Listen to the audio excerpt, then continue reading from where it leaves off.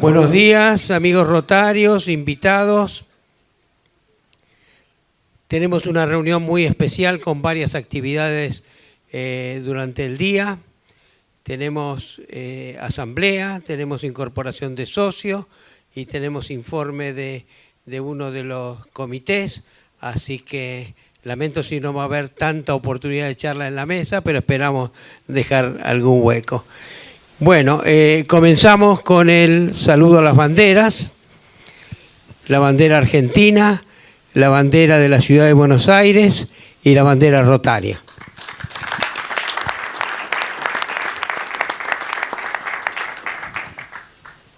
Bueno, podemos tomar asiento.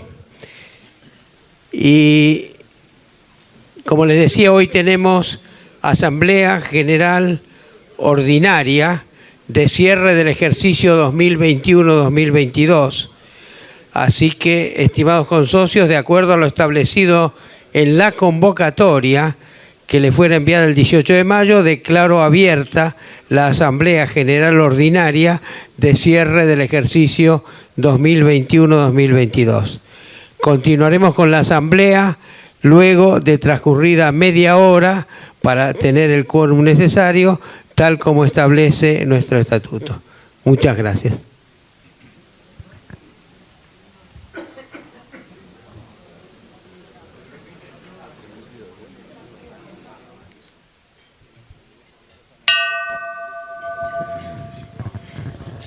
Vamos a escuchar el informe de secretaría en la voz de nuestro secretario honorario Guillermo Combal. Ya le queda poco tiempo conmigo, así que disfrútenme las últimas dos reuniones. Bueno, informe de secretaría del 21 de junio del 2023, señoras, señores, invitados especiales, amigos rotarios. Muy buenos días. Preside la reunión nuestro amigo, el doctor Jorge Grimpel. El orador de la fecha es el doctor Emilio Perina, exdirector del Archivo General de la Nación, quien disertará sobre historia y política, relaciones peligrosas e imprescindibles. El orador será presentado y entrevistado por la periodista Clara Mariño, quien también coordinará las preguntas que nosotros le formulemos. Les recordamos a los consocios e invitados que las pueden hacer llegar a través del WhatsApp de la Secretaría, el WhatsApp que se encuentra el número en el informe que tenemos impreso. Le damos una muy cordial bienvenida al nuevo socio que hoy se incorpora y que se reunió previamente con el Comité de Información Rotaria, presidido por nuestro amigo Jorge Patané. Me refiero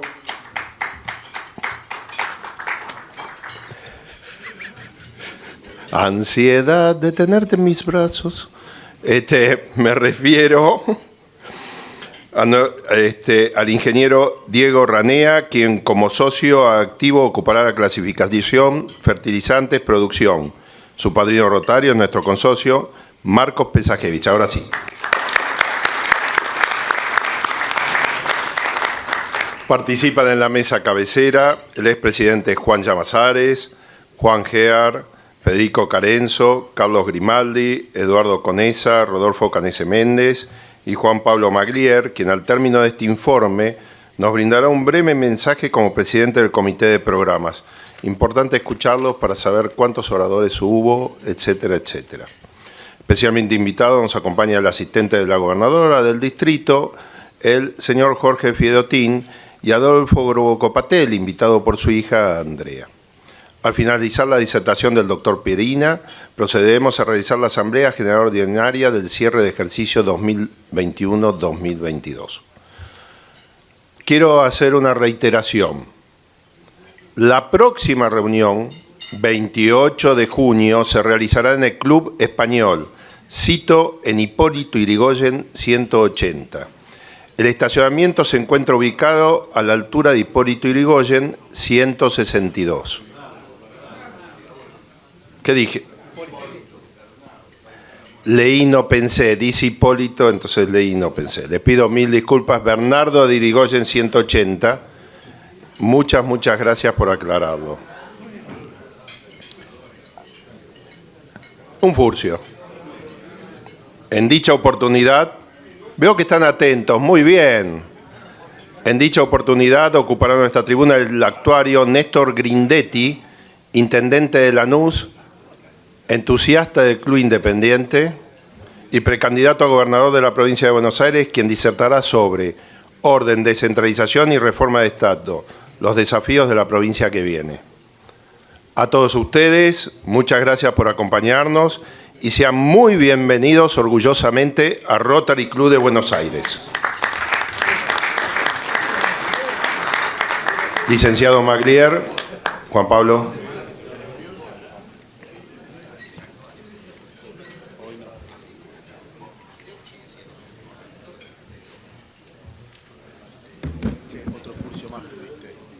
Muy buenos días.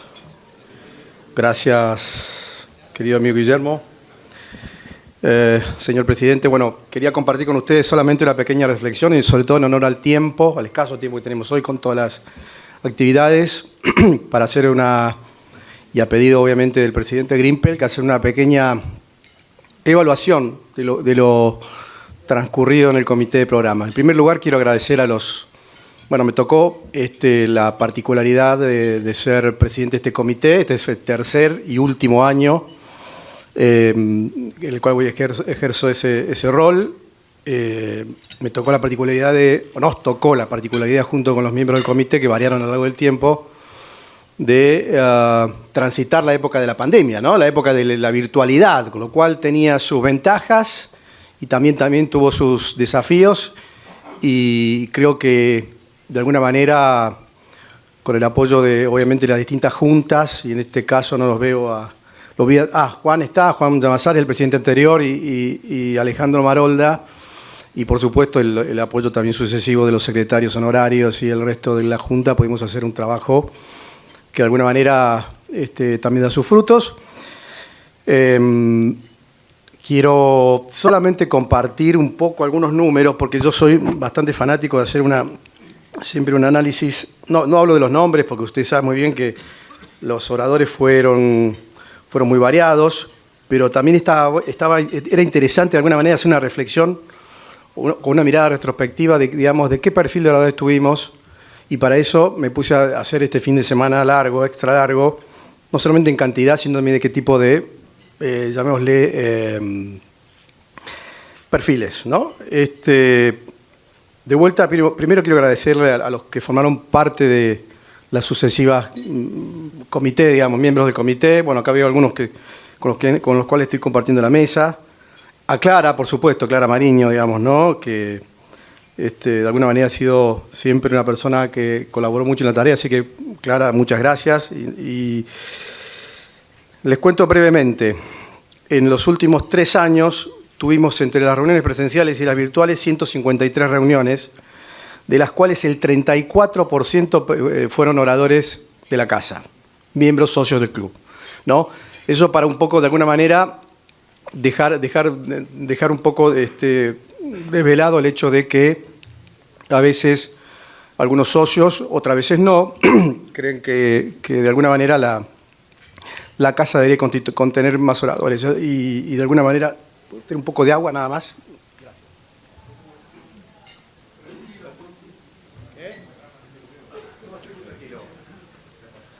Estoy muy tranquilo. Bueno, y después, para terminar, no voy a entrar en detalles tantos detalles, pero fíjense que del total de oradores, de estos 153 oradores, el 25%, poco más de 25%, pertenecieron a la política o al ámbito institucional en general. Un otro 23% economía y negocios, o sea, tuvimos la oportunidad de escuchar a muchos analistas, por un lado, o ¿cómo se llama? Protagonistas de la realidad económica. Del mundo de la diplomacia y las relaciones internacionales, un 10%. De la filosofía, del pensamiento y los medios, como es el caso de mi querido amigo Emilio, que seguramente lo vamos a disfrutar todos, casi un 10%. la ciencia, la medicina, otro tanto, cultura, en fin, también un 7%, oradores sobre temas rotarios, ¿no? Además de los oradores socios, gente que habló sobre la temática del Rotary, desde obviamente las cuestiones que tienen que ver con el género, visita de los gobernadores, etcétera, etcétera, también un 5%, educación otro 5%, historia un 3%, y en fin, creo que defensa, derecho y abogacía un 2 y 1%.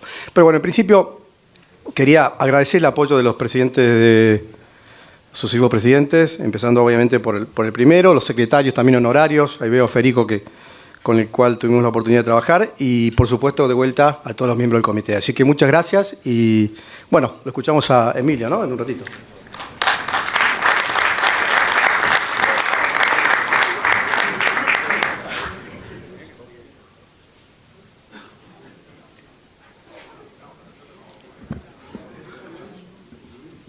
Bueno, muchas gracias, Juan Pablo.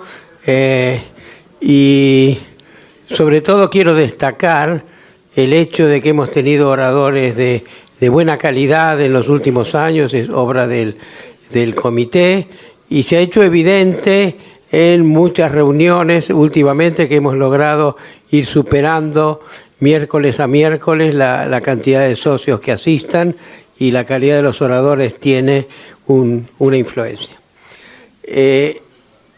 Vamos a proceder ahora e invito al señor Diego Ranea, al nuevo socio, y a su padrino Marcos Pejasevich a acercarse al podio y procederemos a la incorporación de Diego como socio.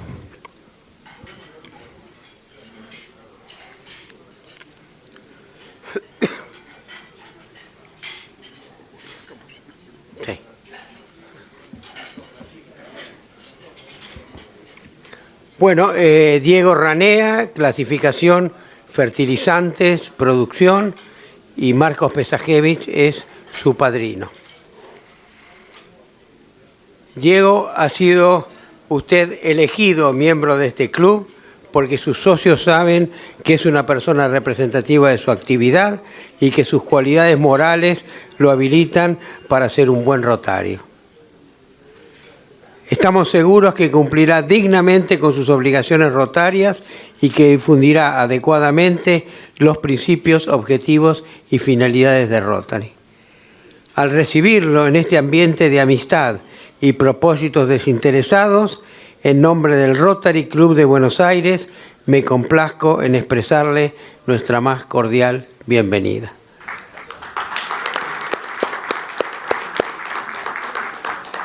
Procedemos entonces ahora a entregarle el diploma que lo acredita como socio de nuestro Rotary Club de Buenos Aires, y el padrino le va a entregar el pin y la galleta que nosotros llamamos a la identificación.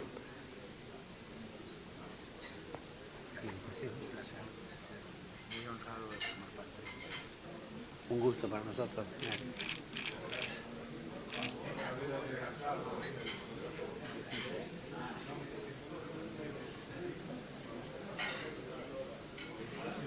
Eso del lado plano es perfecto. Vamos por la foto.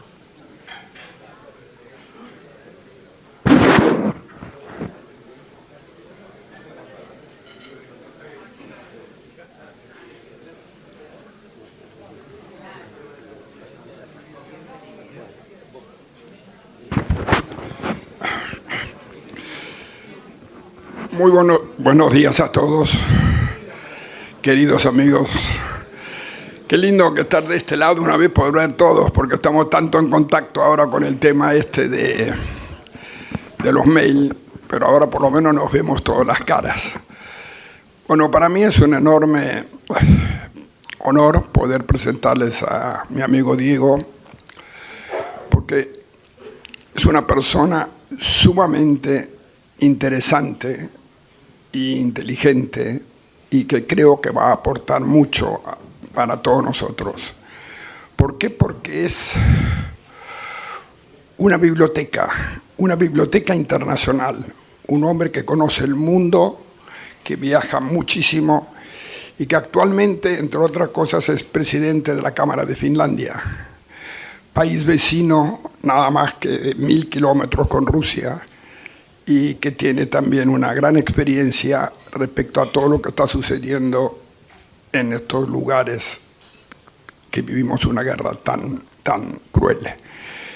Le quiero dar la palabra a Diego y les digo, tenemos un aporte de un cincuentenario que bien nos viene para bajar el promedio, y además una persona que todos que van a tener oportunidad de hablar con él van a aprender algo. Muchas gracias.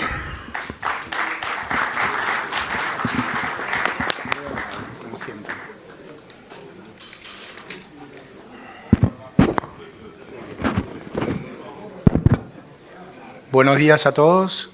Bueno, muchas gracias a Jorge, el presidente, y en su nombre a todos ustedes, a la Comisión de Admisión que cometió la audacia de este acto, y a Marcos Pejasevich, que no solo me honra con su amistad, sino con presentarme a sus amigos, que son ustedes, que a partir de ahora formo parte del cuerpo de esta entidad, y sus palabras, que exageran. Así que espero, por lo menos, estar un poco cerca de la altura. Y aparte quiero agradecer a Esteban Carcavalo, que ahí lo tengo, y a Guillermo González Rosas, que me acompañaron un poco en estas visitas a los almuerzos de ustedes para conocerlos un poco más, y me fueron explicando un poco cómo era el mecanismo de la casa y los valores de ustedes, a los cuales adhiero absolutamente.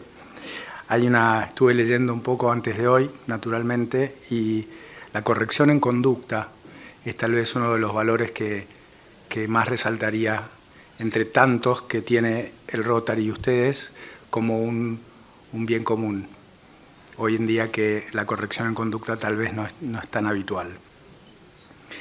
La trascendencia y la vitalidad de los actos en el tiempo que nos toca hoy, diría que hoy, 21 de junio, es el solsticio de invierno y es en el hemisferio sur y el solsticio de verano en el hemisferio norte. Es un punto de inflexión que tal vez tomaría como paralelo para decir que estuve pensando un poco qué les puedo aportar, y aparte de pelo y el bajar el promedio de edad, como dice Marcos, que ya por lo menos algo es, estábamos hablando en una charla muy amable con el comité de admisión, y yo les decía, creo que en las relaciones internacionales y la mirada del mundo como es hoy, en haber vivido con un Estado y trabajado y representar, por lo menos institucionalmente, un país chico, pero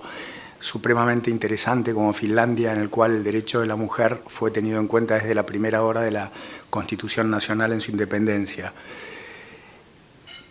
Y mi afinidad y mi placer relacionado con las artes, y algunos de los socios de acá los conocí lejos de acá, pero en lugares que tienen que ver con el arte, con gran placer. Nos reencontramos acá. Tal vez sean 3 de las áreas en las cuales podría, cuando llegue el momento y cuando me pidan opinión, hacer algún tipo de contribución, no excluyente, por supuesto. Vuelvo a agradecerles. Hoy es un día muy lindo, especial, en un momento dificilísimo que tenemos por delante y encima con los desafíos que nos vienen. No solo el cambio de civilización, para no poner todo en manos de la pandemia, que la pandemia tiene una parte, pero no todo, en lo que está pasando ahora, hoy, ayer, antes de ayer en el país, y en los tiempos que nos tienen por delante, que no son tiempos fáciles y no somos hombres para cosas fáciles. Creo que hay un gran desafío de la decodificación de la realidad en un punto en el cual la realidad no se describe ni se comunica como es, y el cuerpo del Rotary puede tener mucha cintura y mucha gimnasia, no solo para eso, sino para reinventarse a sí mismo, como nos tenemos que reinventar todos los días en los tiempos que nos tocan vivir. gracias a todos de nuevo y espero poder, como es el espíritu rotario, dar lo mejor de mí para ustedes y el beneficio mutuo.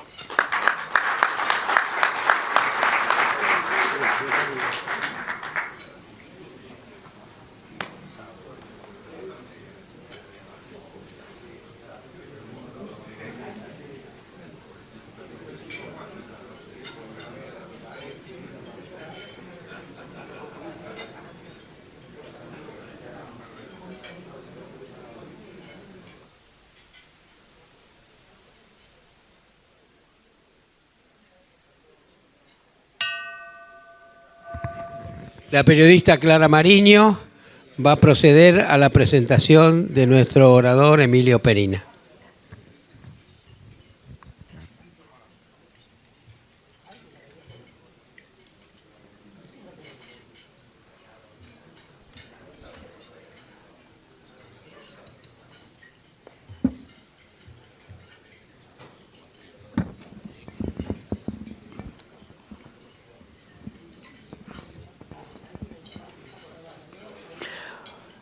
Hola, buenas tardes. Nuestro orador es Emilio Perina, licenciado en Filosofía y Ciencias Políticas por la UCES, licenciado en Publicidad por la Fundación Altos Estudios de Ciencias Comerciales, es consultor, periodista, editor periodístico, productor de cine, radio y televisión. Uno de sus programas más destacados fue haber creado y producido Todo es Historia, un programa que contó con la participación de María Sáenz Quesada, Llamas de Madariaga y Félix Luna. Emilio ha sido también editor ejecutivo de Todo es Historia. Actualmente es columnista en el programa de Willy Coam, Somos Nosotros, y es coordinador del Comité Académico de la Asociación Amigos de la Universidad Ben Gurión. Entre el año 2015 y el 2019 fue director del Archivo General de la Nación. Emilio, es un gusto escucharlo.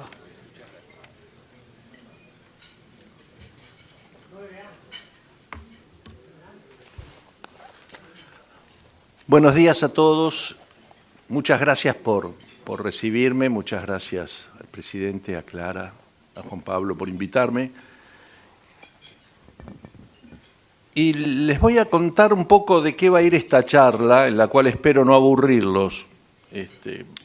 Es una idea que surge un poco de lo que ha sido mi vida en general, mi vida laboral y mi vida al lado de quienes me formaron. Básicamente fueron varias personas, pero los dos más importantes para la charla de hoy son mi padre, Emilio Perina, de quien acá hay un par de personas que me contaron que lo conocieron, que lo leyeron, inclusive en uno de sus mejores libros, que es Detrás de la crisis, de 1960, y Félix Luna. Eso me permitió a mí, desde muy chico, conocer políticos, periodistas e historiadores. Una raza de gente que tiene inquietudes diferentes que el común de los normales, y que suele ocuparse de otros temas. Desde muy chico, en mi casa, se debatía sobre historia y política, y por circunstancias de la vida yo solía escuchar esas cosas, aun cuando te tenía y empecé a leer los diarios a los 6 años, 5 años y pico. Y una cosa que está en el origen de esta charla es que todos los militantes de la política, en ese momento, los que yo más recuerdo eran de la UCRI, después del MID, pero los primeros de la UCRI, tenían una idea de la historia argentina y una idea de la historia universal. Es decir, era casi inconcebible que un militante político no hubiera leído, no hubiera estudiado, no hubiera seguido de alguna manera un bosquejo de historia argentina. No importa si esa historia es real o correcta. De hecho, ¿hay una historia real y correcta? Tal vez no lo haya. Hay aproximaciones, pero lo interesante era que los debates siempre incluían una cita a algún historiador o algún personaje de nuestro pasado. Se veían los problemas de la Argentina como una continuidad. Con los años, y después de haber entrevistado yo muchos políticos en distintos programas de radio y en televisión, una de las cosas de la actualidad que más me impacta es que son contados con los dedos los políticos que hoy tienen alguna idea de la historia argentina, de la historia universal, y de los cuales puedan contar con un conocimiento desde el cual construir sus ideas. Diría sin duda Federico Pinedo, casi seguro Patricia Bullrich, sin dudar Miguel Ángel Pichetto, y ya empiezo a vacilar, tengo que empezar a recorrer el espinel para encontrar alguno que uno diga, este leyó libros, leyó historia, sabe de qué está hablando. El tema me llevó hace unos meses a dar una charla para jóvenes políticos en Salta, donde mi hijo está haciendo política y está ocupándose de distintas cuestiones de la función pública, y decidí encarar esto como una preocupación, y lo que hoy voy a tratar de dejarles es una continuidad de aquella charla. Porque la relación entre la política y la historia para mí es evidente, pero puede ser que se haya olvidado, puede ser que nos hayamos descuidado y no hayamos entendido suficientemente bien que eso que llamamos batalla cultural es en realidad una batalla por la historia. Así que voy a hacer acá mi primera recomendación de libros, si tienen la paciencia de leerse.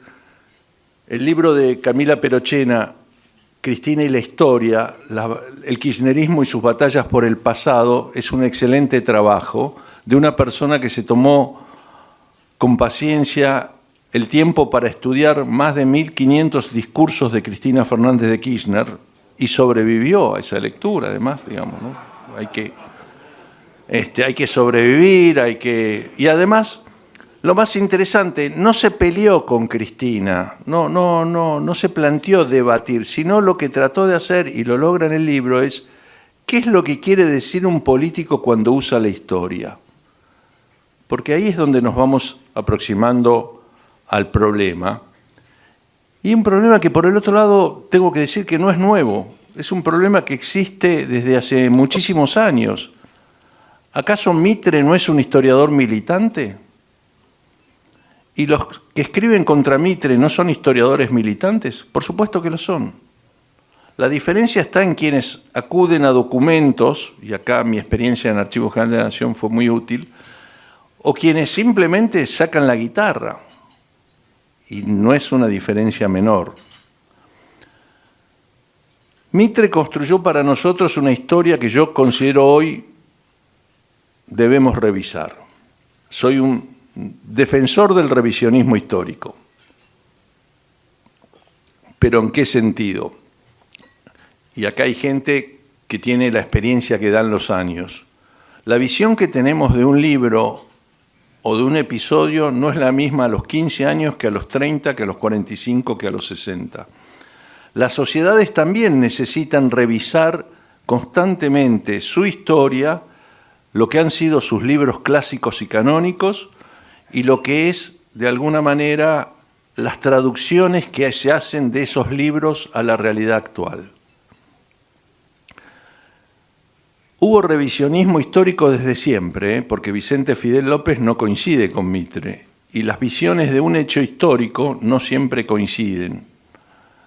Lo que uno debe hacer es buscarlas, leerlas y ver cómo de ellas se enriquece y busca de alguna manera construir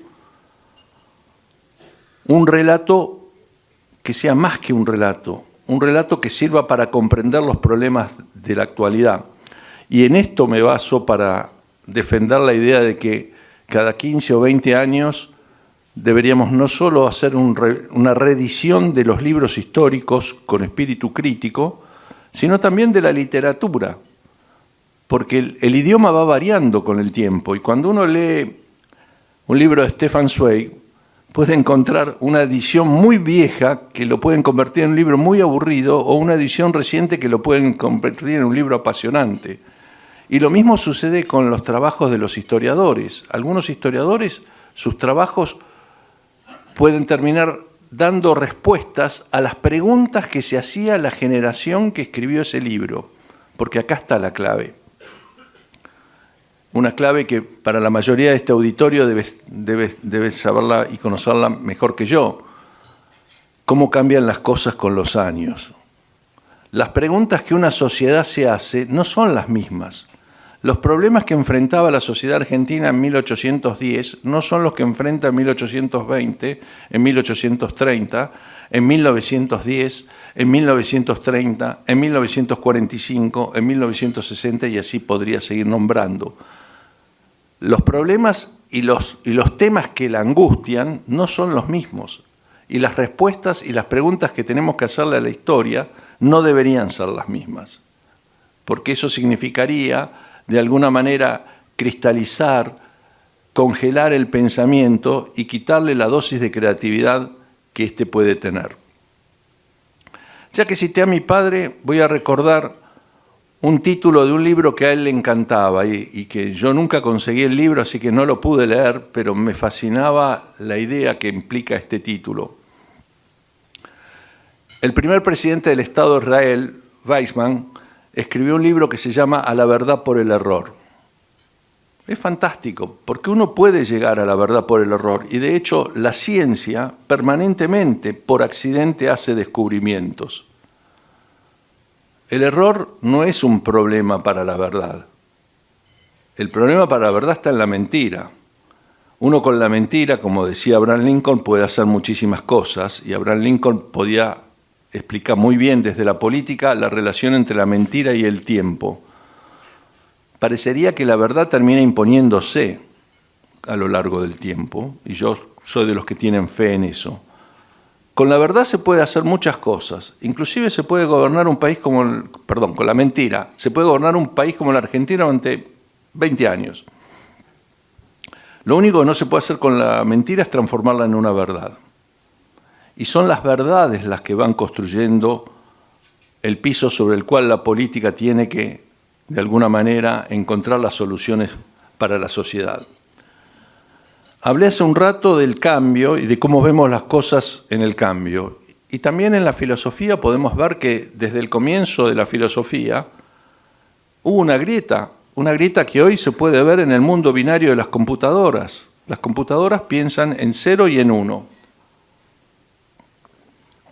Tal vez por eso el mundo contemporáneo es un mundo tan agrietado no solo en la Argentina, porque para las computadoras no hay grises, hay ceros y hay unos, y construyen todo su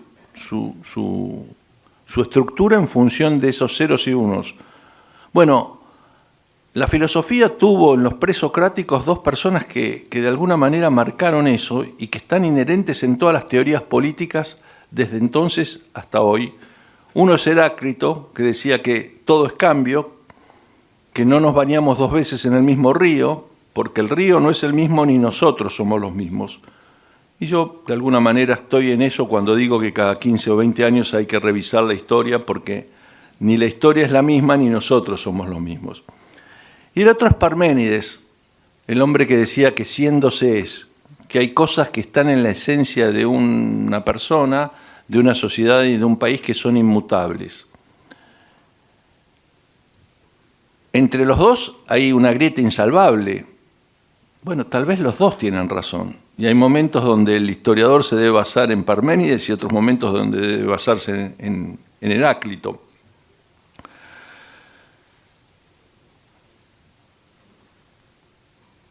Lo que pretendo con esta charla es invitarlos a repensar, a volver a pensar, a recorrer caminos ya trillados y repetidos para saber si lo que repetimos siempre es verdad.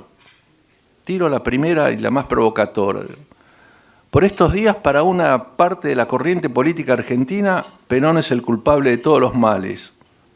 Yo, sin haber sido nunca peronista, me resisto a creer que un señor que se murió hace 50 años es el que tiene toda la responsabilidad de lo que está pasando hoy. Más bien me parece que es excusa, una coartada, una búsqueda de evitar la responsabilidad de tener que estudiar los problemas en serio, y como suele hacer muchas veces la política en la Argentina y en todo el mundo, encontrar siempre un responsable que permita al político hacerse cargo del yo no fui, fue otro.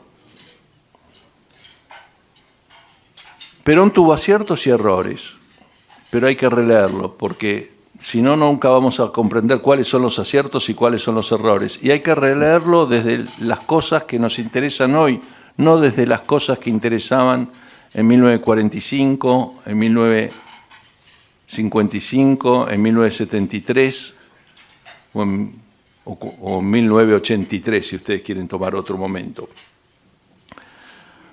Konrad Adenauer tiene una cita interesante que dice que la historia es el compendio de todo lo que no logró evitarse. Y Henry Kissinger, ahora no me acuerdo si la cita es de Diplomacia o de su último libro, Líderes, yo recomiendo mucho la lectura de los dos libros. Kissinger acaba de cumplir 100 años y es una de las pocas personas en el mundo que ha podido transitar el mundo de la academia y el mundo de la política de manera muy exitosa y ha podido volcar las experiencias del mundo de la academia al mundo de la política sin ningún tipo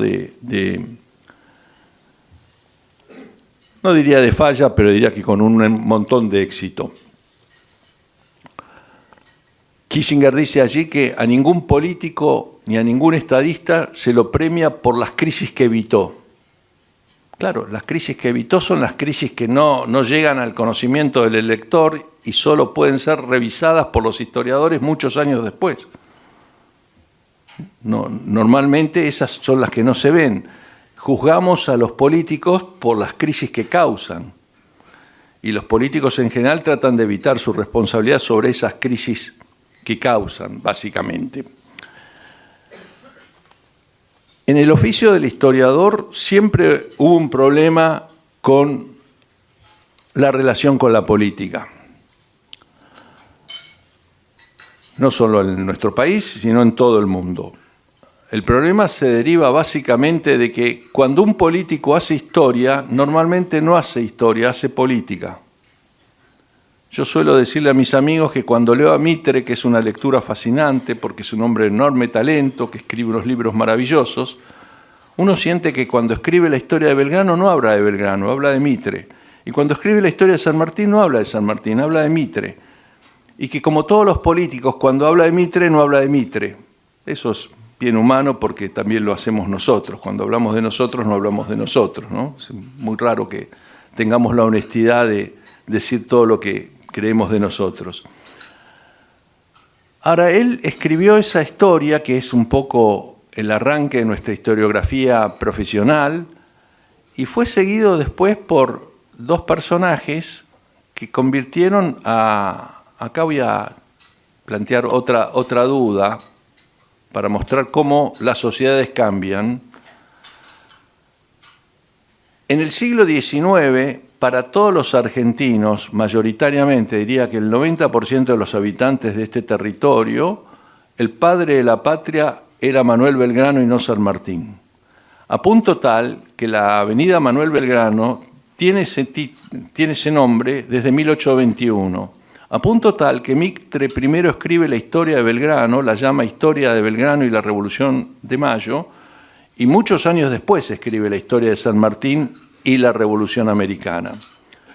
Alberdi, en un libro maravilloso y que recomiendo leer, que se llama Grandes y Pequeños Hombres del Plata, y es muy difícil de conseguir, lo critica a Mitre porque dice esto que yo decía. En realidad, cuando Mitre escribe de historia, está preparando su candidatura presidencial, está armando una imagen de padre de la patria que tiene un enorme parecido con los rasgos personales de Mitre. Y esto me lleva a otro tema que creo que es urgente revisar. Nuestro país tuvo un gran debate en sus inicios sobre si ser república o monarquía. Belgrano y San Martín, los dos estaban por la monarquía, debo decir.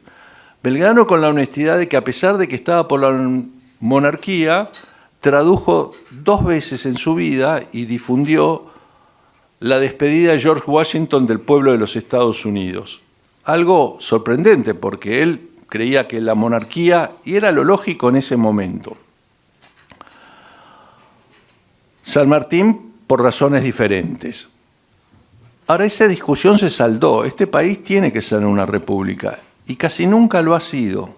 Hemos alcanzado, cuando fuimos república, no teníamos democracia, y a partir de 1916, que conseguimos aumentar el grado de democracia, fuimos perdiendo el grado de república.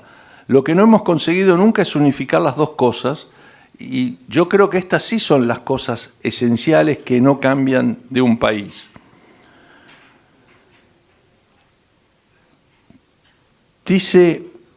Yo decía hace un rato que cada generación tiene la necesidad permanente y el derecho de cambiar y revisar el lenguaje y la historia. Y acá dice Hannah Arendt que incluso si admitimos que cada generación tiene el derecho de escribir su propia historia, solo admitiremos con ello que tiene el derecho de reinterpretar los hechos de acuerdo con su propia perspectiva, no a manipular la materia de los hechos, no a cambiar los factos, no a romper la documentación, algo que yo sospecho que ha sucedido en los últimos años, pero eso llevaría a una charla muy larga. Es decir, los hechos siguen siendo los mismos, lo que tenemos es que con los hechos que sucedieron ver cómo reconstruimos nuestra historia. Yo decía que en el transcurso de la vida profesional los historiadores suelen verse muy presionados por las manifestaciones que se registran desde la antigüedad al presente por la política, lo que llamamos el uso político de la historia. El kirchnerismo hizo de esto, y por eso recomendé el libro de Camila Perochena para leer un análisis crítico de eso, hizo el centro de su batalla cultural. Porque hay que tener para construir un partido y construir una nación una idea de una historia compartida. Un mínimo común denominador de cosas en las cuales nos ponemos de acuerdo, aunque sean revisadas con el derecho a ser revisadas después. El uso político de la historia, en efecto, da una relación muy difícil que puede adquirir expresiones muy diversas. Aunque fundadas siempre en la presunción de la eficacia del conocimiento del pasado para comprensión del presente, ellas pueden convertirse también en una manipulación del presente y de los datos históricos en objetivos políticos actuales, de tal manera que el afán de conocimiento suele ser reemplazado y así desfigurado por un afán de persuasión. Algo parecido pasa con las encuestas en la actualidad.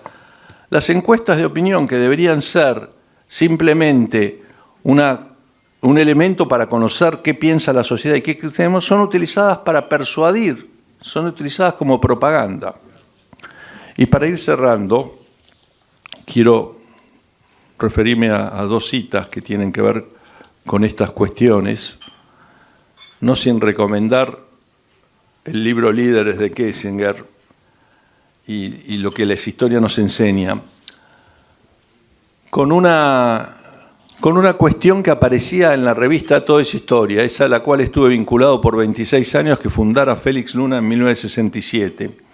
En el sumario había una cita del Quijote que dice: historia, émula del tiempo, depósito de las acciones, testigo de lo pasado, ejemplo y aviso de lo presente, advertencia de lo porvenir. Esa cita es muy ambiciosa, es una cita más bien literaria. La historia no es eso. La historia es una maestra, pero no es una maestra de exactitudes. La historia enseña por analogía. La historia enseña por similitudes, porque la historia nunca se repite, porque las situaciones no son las mismas, porque los seres humanos no somos los mismos. Aquí Heráclito tenía razón. El mismo ser humano cambia de parecer, el mismo político cambia de parecer, el mismo gobernante cambia de parecer. La historia enseña por analogía, mediante la capacidad de reconocer situaciones comparables, pero sus lecciones son, por esencia, aproximaciones que los líderes deben estar preparados para reconocer y que son responsables de adaptar a las circunstancias de su tiempo. Esto lo decía Spengler en La decadencia de Occidente. Kissinger dice algo parecido, pero dice: en cada líder hay inevitablemente un elemento de astucia que significa a veces objetivos, a veces magnitud de la tarea, pero la prueba última será, si puede, encarar la verdad de los valores de su sociedad, en esencia sus desafíos, que son los desafíos que vienen marcándole la historia, los problemas del momento.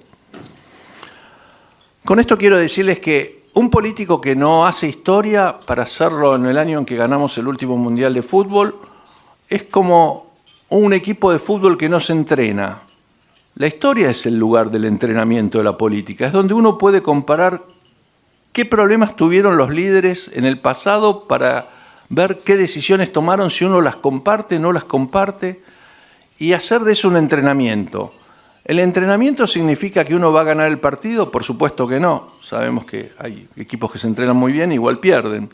Pero lo que también sabemos es que un equipo que no se entrena invariablemente podrá tener suerte en un partido, podrá tener suerte en 2 partidos, pero va a la derrota.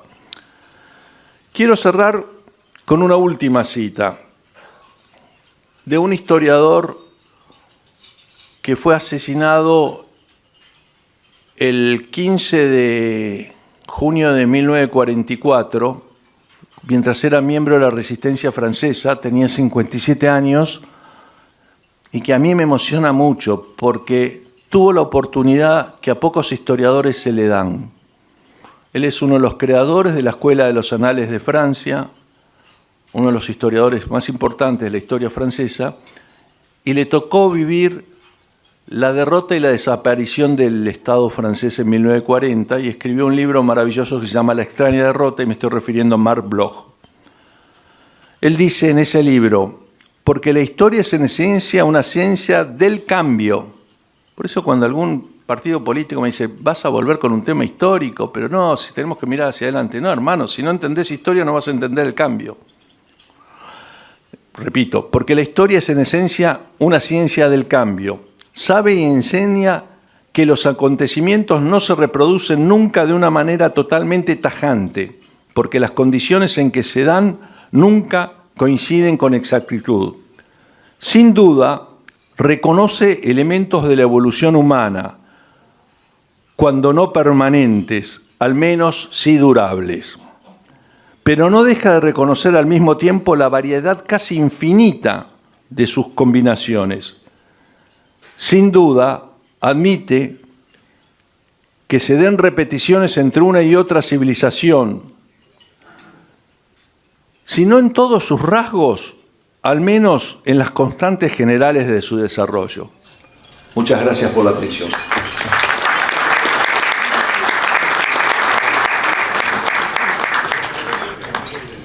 Emilio, muchas gracias. Primera pregunta. Para usted, ¿cuáles son los ejes de la historia común de la Argentina que nos une a todos sin una mirada de militancia alguna? Es decir, ¿cuáles serían los ejes para trabajar una historia común de la Argentina? Bien. No sé si estoy en condiciones yo de dar esos ejes, pero sí puedo decir cuáles son los que creo que nos han llevado a situaciones erróneas. Y es una charla que muchas veces tenía con mi amigo Omar López Mato cuando hacíamos en radio Tenemos Historia. Porque yo solía hacer estas críticas a la historia de Villiquen, a la historia de Anteojito, que es la historia en la cual yo me formé, por otro lado, no es que me formé en otra cosa. Y decía, bueno, esto pudo ser útil en 1900, 1910, que era la explicación que me daba Omar, un país invadido por una aluvión inmigratorio importantísimo. Piensen que la Argentina recibió en proporción más inmigrantes que los Estados Unidos en relación a la proporción inmigrante-proporción teniente. Y necesitaba darle a esos inmigrantes una historia simple de comprender. El problema de la simplicidad de esa historia, admitiendo que esto fuera un valor aceptable, y creo que lo era, es que esa historia solo conduce a un país de jardín de infantes, como diría Marianne Walsh. Porque eso de que Belgrano miró el cielo y la bandera le pareció celeste, todos los cielos son celestes.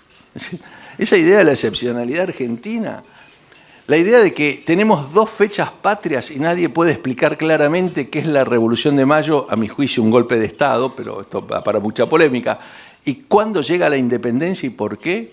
Bueno, creo que todo eso hay que revisarlo. Y hoy hay una corriente de historiadores, yo diría sobre todo en Rosario y algunos, ahí incluyo a María Sáenz Quesada, pero tengo que nombrar a Marcela Tarnavasio, que es la madre de Camila, y a toda la corriente de historiadores rosarinos que han hecho un gran trabajo de revisión de la Declaración de la Independencia, de cómo la Argentina, la Declaración de la Independencia es un hecho de facto, no está basado en razones jurídicas o en razones filosóficas, a diferencia de la Declaración de los Estados Unidos, que es una gran y larga discusión filosófica.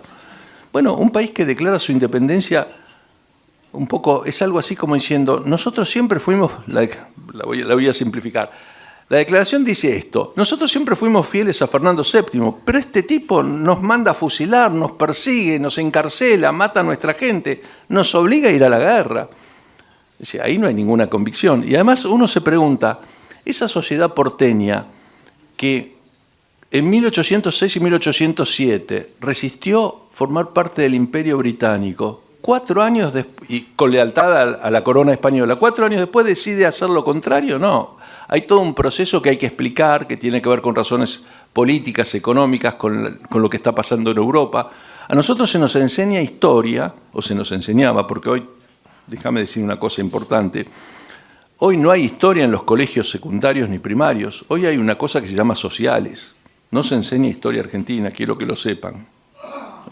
A nosotros se nos enseñaba historia escindida de lo que pasaba en el mundo. Por eso nuestra política muchas veces no tiene relación con la política internacional, porque no miramos el mundo, miramos nuestro ombligo. Ahí hay una contradicción muy fuerte. Y para cerrar la respuesta, lo último que puedo aportar, yo creo que más que un problema entre revisionistas, que en general, sobre todo los de la década del 60, trabajaron sin documento y en una sanata semi-marxista importante, no así los revisionistas de la década del 30, que son diferentes. Lo que ha dividido la historia es que siempre la historia argentina es una visión de la historia desde Buenos Aires. Parado en Buenos Aires, aún historiadores del interior vienen a Buenos Aires y miran el país desde Buenos Aires. Y hay muy poca historia escrita desde distintos puntos del país, de un país que es muy diverso y que nació siendo muy diverso, con realidades políticas y geográficas diversas. Por eso lo de los rosarinos me parece interesante y santafesinos. Emilio, usted ha señalado la falta del conocimiento, del estudio de la historia por parte de los dirigentes políticos argentinos, salvo las excepciones que usted citó. Y la pregunta sería, este desconocimiento de la historia, ¿en cuánto influyó en el fracaso político de la Argentina? Yo creo que mucho. Yo creo que la historia, así como te permite entrenarte, también te permite buscar ideas originales, tener imaginación. Yo veo hoy en los políticos dos cosas que en general hay excepciones, pero me horrorizan. Carecen de imaginación, viven mirando las encuestas para saber lo que tienen que decir, o sea, no tienen convicciones propias, cuando la razón de un dirigente y de un líder es que le ayude a la gente a saber lo que tiene que decir, no al revés. Y básicamente no hay una actitud didáctica, porque ahí sí estoy con Fernando Enrique Cardoso, que decía que gobernar es explicar. Y a propósito de eso, Alberdi decía que para Mitre gobernar era historiar, que se parece bastante a lo de Cristina, si lo pensás, ¿eh? Otra pregunta, ¿no cree que siempre se ha usado políticamente la historia manipulando la verdad de los hechos? Bueno, que en principio yo diría que sí, pero el punto es, tampoco hay que creer que hay una verdad de los hechos. Acá hay, no conté, pero debe haber unas 100 personas, no sé, un poquito menos. Cuando salgan de acá, cada uno va a tener una visión y un punto de vista diferente de este hecho. El episodio es el mismo, el orador es el mismo, pero ya la posición geográfica, y este es otro tema importante que hay que atar a la historia, la falta de conocimiento de geografía, porque la geografía es el único elemento que vos no podés modificar de tu política y de tu historia. El lugar donde está instalado el país no se cambia y sus condicionantes geográficos permanecen. Tampoco se enseña geografía argentina hoy en día en los colegios. ¿Puede explicar los incendios que hubo en el archivo y qué datos se perdieron? No sé a qué época pertenece. ¿De cuál archivo hablamos? Porque yo sabía los archivos privados, pero el Archivo General de la Nación... No. No, yo lo que... Bueno, si no hubo en el Archivo General de la Nación... Sí, pero puedo contar pasamos. cosas que se perdieron y cosas que se pierden, y eso es grave. Hay historias que uno conoce pero que no puede comprobar. Y yo cuando las cuento hago esa aclaración. Esto es el efecto de mi experiencia. Yo pude investigar pero nunca pude conseguir la suficiente prueba. Por el año 2000, todavía yo, 2005, a mí, haciendo periodismo, me llegaron muchos rumores de que se estaban destruyendo documentos del archivo de Frondizi en la Biblioteca Nacional. Que se tiraban cartas, que se manipulaban, porque esa es otra manera de trabajar. Nunca lo pude comprobar, pero siempre debo decir que mi convicción interna es que esta gente es capaz de hacer eso. Más tarde, ya director del Archivo General de la Nación, tomé conocimiento porque me vino a ver Santo Biasati y me dijo, ¿qué sabés del archivo de Perón en Puerta de Hierro? Y esto es muy interesante porque en estos días Claudio Escribano está publicando artículos que se supone que son de ese archivo. Bueno, el archivo de Perón en Puerta de Hierro, que es un archivo que debería ser importantísimo para conocer la historia argentina de los años 60 y 70, fue sustraído de manera ilegal en una época difícil de determinar, pero que es entre 1974, muerto Perón, y 1978, por una brigada de la Fuerza Aérea con Rojas Silveira a la cabeza en Madrid, que entraron y robaron directamente Puerta de Hierro. Yo no llamaría eso allanamiento.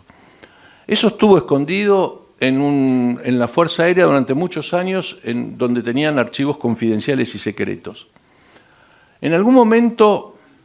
Los años que tiro es porque no hay como no ha habido documentación ni se siguieron los procedimientos que hay que seguir, no hay cómo determinar esto. Pero yo pude hablar con mucha gente que alguna vez tomó contacto con parte de estos materiales. Bueno, esos archivos fueron desmembrados. En algún momento, Nilda Garré, se dice, hay dos versiones, una que se dice que buscaba documentación vinculada a juicios con derechos humanos, otras que alguien le dijo que eso estaba ahí, encontró eso y no lo mandó al Archivo General de la Nación, que es lo que hubiera correspondido, sino lo mandó a Casa de Gobierno, donde estuvo 3 meses en manos de Zanini y de Horacio Berbisky. Yo pude hablar con una persona que el archivo, son años en los cuales yo no era el director del archivo, pero había un chico que trabajaba en el archivo, le pidieron al archivo que le mandara a una persona a ayudar a acomodar esos documentos. A la semana lo echaron con la excusa de que ese chico había trabajado en la campaña de Narváez en el 2009. Esto sería 2011, ponele. Bueno, yo estoy convencido de que se rompieron cartas de Perón que ahí había mucha documentación donde, por ejemplo, una facción de la izquierda peronista criticaba a otra facción de la izquierda peronista, esas cosas que suelen suceder, buchoneadas, búsquedas de poder. Mucho tiempo después, al archivo llegó un acta que es una vergüenza porque no tiene fecha, pero está firmada por mi predecesor en el archivo y por Zanini, con una documentación. Cuando yo la cotejo con esa persona, me dice, no, ahí había mucho más, por el volumen de lo que él visualmente vio, no porque se hubiera catalogado, registrado como correspondía. Bueno, y de vuelta, ustedes me dicen, ¿son capaces? Sí, yo creo que sí, ahora no lo puedo demostrar. Entonces, Emilio, la última pregunta al periodista. Estoy larguero, ¿no? Las respuestas claras. No, pero nos quedan un minuto. Una reflexión tuya sobre los últimos acontecimientos de la Argentina, lo que sucedió en Jujuy, las reacciones políticas que ha habido en ese sentido, es decir, ¿qué es lo que imaginás para el futuro a partir de esto? Bueno, el futuro está complicado porque nunca en la historia, a 4 días del cierre de candidaturas, ni el oficialismo ni la oposición habían definido sus candidaturas. Esto es una novedad. Yo creo que hay algo claro, innegable, a pesar de que algunos colegas no compartan y a veces siembren un poco de temor. Las elecciones las puede ganar cualquiera, hasta si la postulan Clara Mariño o Emilio Perina en una fórmula, pero no las puede ganar el oficialismo. Es decir, el gobierno perdió las elecciones. No hay circunstancia, ni en la Argentina ni en el mundo, donde un gobierno con estos niveles de inflación y estos niveles de caída del Producto Bruto que va a tener para octubre, gane una elección. Y a veces creemos que somos excepcionales, pero no somos tan excepcionales. Somos como el resto del mundo, tenemos nuestras características. Así que el gobierno pierde. La elección se va a definir en la interna de Cambiemos, a mi juicio. Y lo que pasó en Jujuy es que, para decirlo de manera corta y como lo diría Maradona, a Morales se le escapó la tortuga. Es decir, obviamente la violencia en Jujuy es una violencia armada, premeditada, armada por trotskismo, un tipo de trotskismo que, eso sí, que casi existe en Latinoamérica y en pocos lugares, porque es bien antiguo y añejo, pero que era previsible que iba a actuar de esta manera. Y uno no entiende cómo un político que ya lleva sus años en el poder, que fue en su momento subsecretario del Interior, si no me equivoco, que tiene mucho recorrido, comete el error de dejarse madrugar o primerear de esta manera. Lo otro es, tampoco está claro por qué tanto apuro por esa reforma constitucional y cómo es que una reforma constitucional vos vas a modificar 2 artículos en 24 horas. Eso suena un poco serio también, digamos. Creo que hay que mirarle. Ahora, creo que es un episodio que al gobierno le viene bien para tapar otras cosas, pero que se va a ir diluyendo. Yo no creo que sea necesariamente así nuestro futuro. Al contrario, creo que eso va a unir más a Cambiemos y va a alertar a los que ganan en que van a tener que tener más cuidado del que tuvo Morales. Emilio Perina, muchísimas gracias. Muchas gracias. Agradecemos al doctor Emilio Perina por su...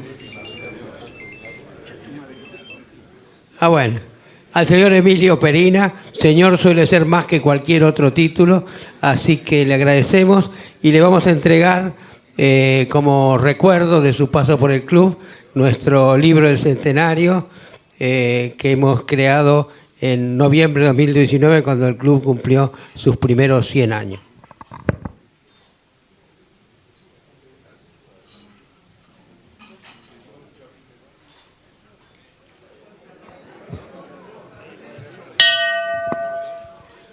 Bueno, muchas gracias, amigos. Damos por finalizada la reunión de hoy. Les agradezco la presencia y nos vemos el próximo miércoles en el Club Español.